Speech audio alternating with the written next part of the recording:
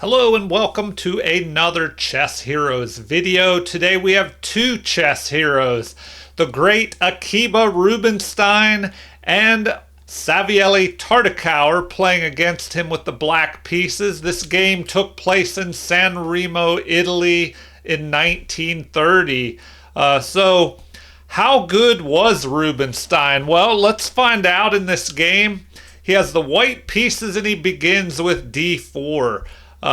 Usually d4 is more strategic, but he gains space in the center, attacks this valuable e5 square, and his opponent continues with d5, equalizing in the center. And the game continues with c4 here, the queen's gambit. So we have the less valuable flank pawn attacking this more valuable central pawn on d5. And the game continues with the Queen's Gambit declined Shigorin variation.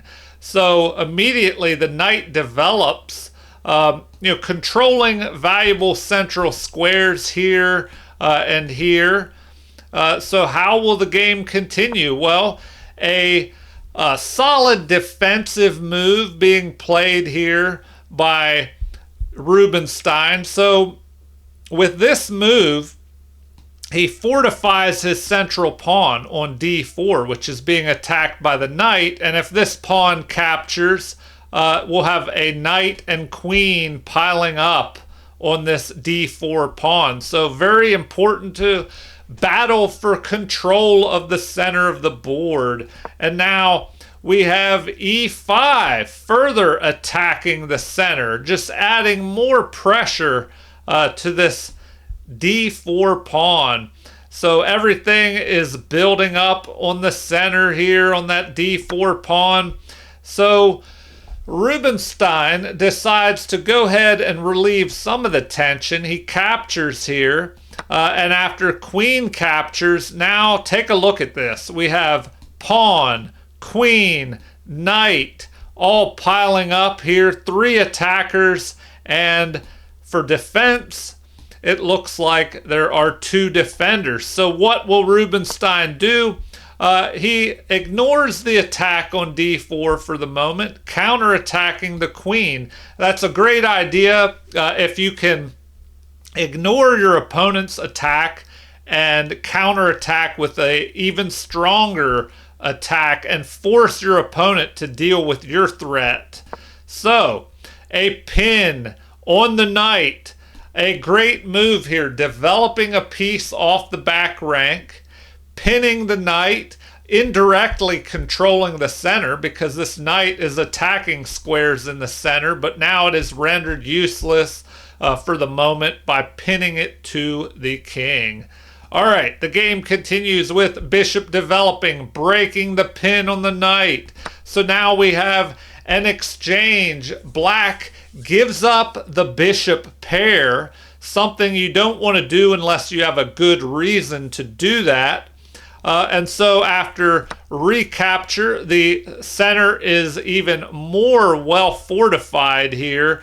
And now, if this pawn captures, the c pawn can recapture, and white will be left with two central pawns, while black would give up his pawn. So what does Tartakower do at this point? Well, he decides to exchange in the center, and this is an inaccuracy. Apparently, it would have been better just to continue development by bringing this knight to f6. Black would then be ready to castle, and after this move, it looks like c4 would be good, starting an attack on the queen here and driving that queen back.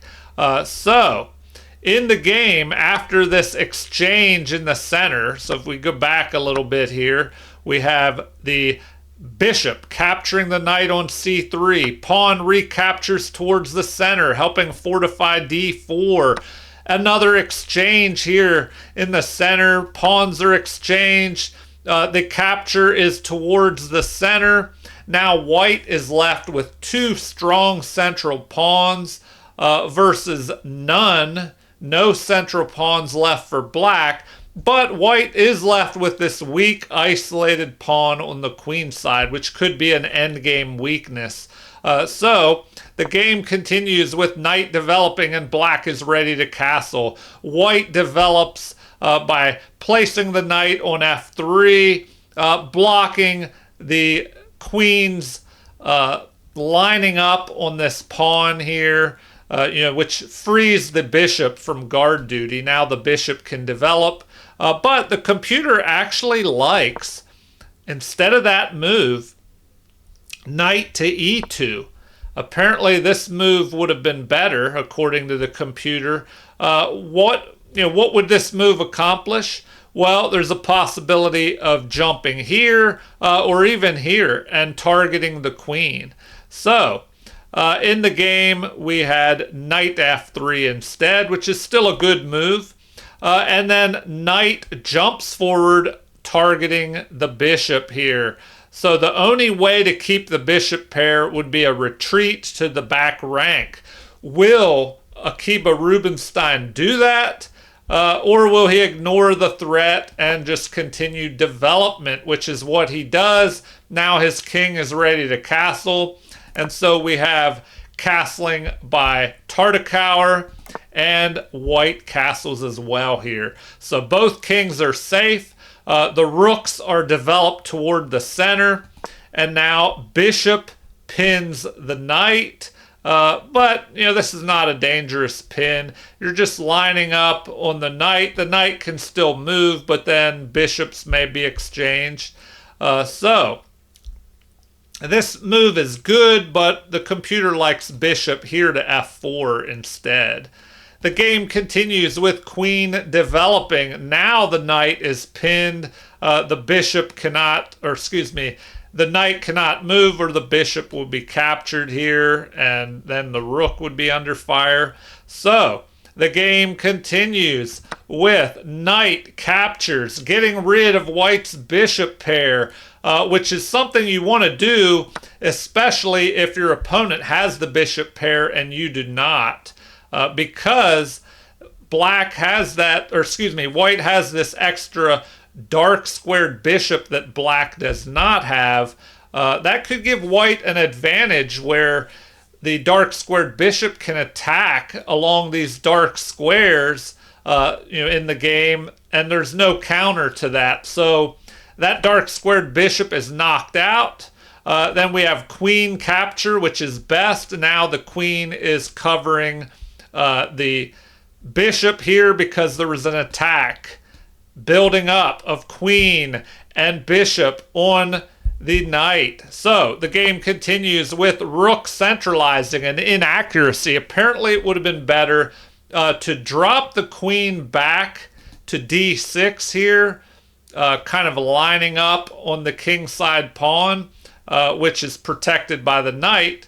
So, maybe if you knock that knight out, well, then the queen could have a easier attack on this h2 pawn. If the rook develops, maybe assists with an attack down the h-file.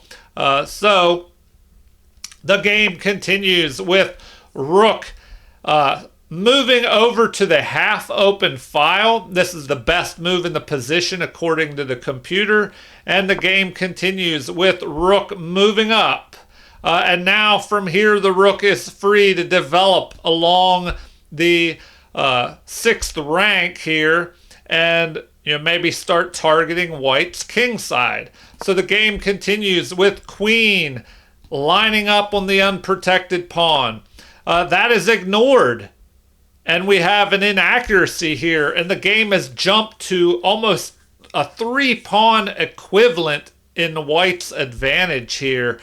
So the rook is lining up on the king here, and the threat is, a possible capture of this knight.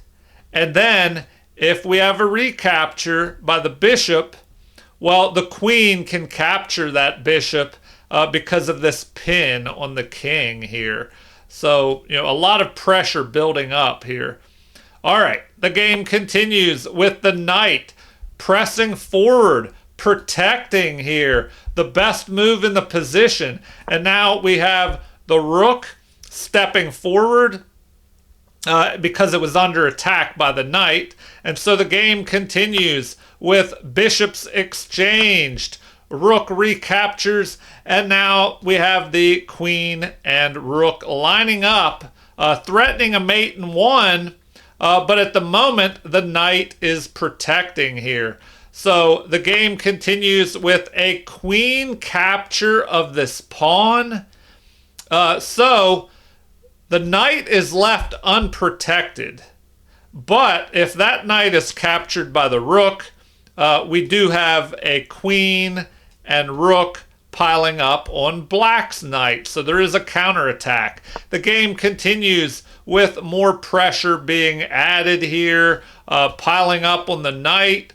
And now we have capture, capture, and another pawn falls. So at this point, Akiba Rubinstein, who was known as an outstanding endgame player, he goes into the endgame 2 pawns ahead. Black no longer has a pawn majority on the queen side that could have given him an endgame advantage. Now things are equal, and this pawn is heavily under attack here. It looks like that pawn on a7 will fall as well. Now, black does have a little bit of pressure building up on white's king side here, but the queen is covering that square.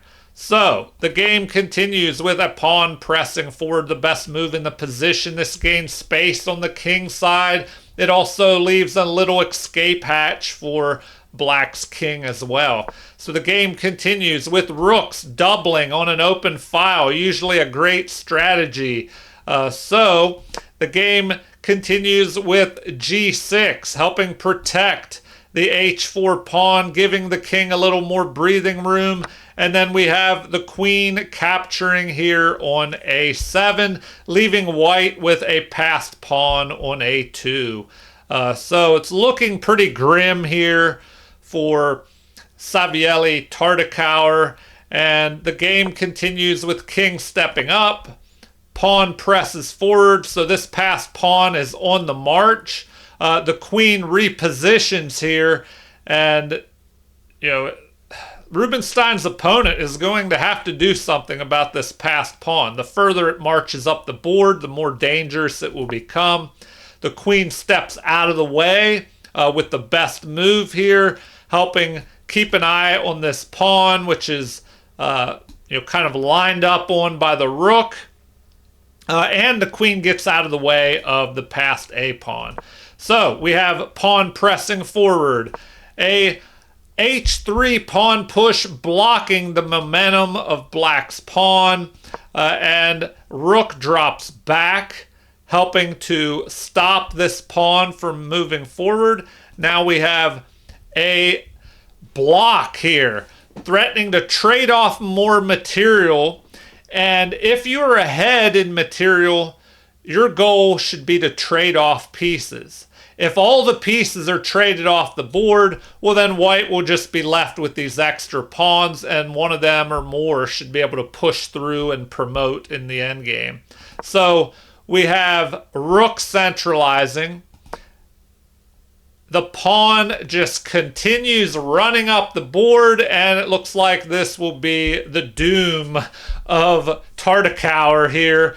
So the game continues with rook and queen creating a battery, preventing the pawn from pushing forward at the moment. But after a capture of the rook, queen recaptures. The pawn is backed up now by the rook behind the passed pawn. Usually a great place to put your rook, whether you are helping escort a pawn up the board to promotion, or if you get behind your opponent's pawns. Rooks behind pawns are usually good. All right. The queen has dropped back here to f6 once again, trying to prevent this pawn from pressing forward up the board. So that is ignored. The best move is played. And this pawn cannot be prevented from pushing forward because we have two pieces attacking, but there are two defenders. So an attack on the queen now. Queen captures. Queen recaptures, but the pawn is on the run here. And there's no way to stop that pawn. So an attack on the rook here, but the pawn promotes, and this is where the game ended. So, good example here of Akiba Rubinstein's outstanding endgame play. And it really came down to his opponent just giving up too many pawns. So the lesson of this game, is definitely do not neglect your pawns, because if you go down one pawn, you may be able to survive, but two or three, and then you can very well be in trouble. And this game is a good example. All right.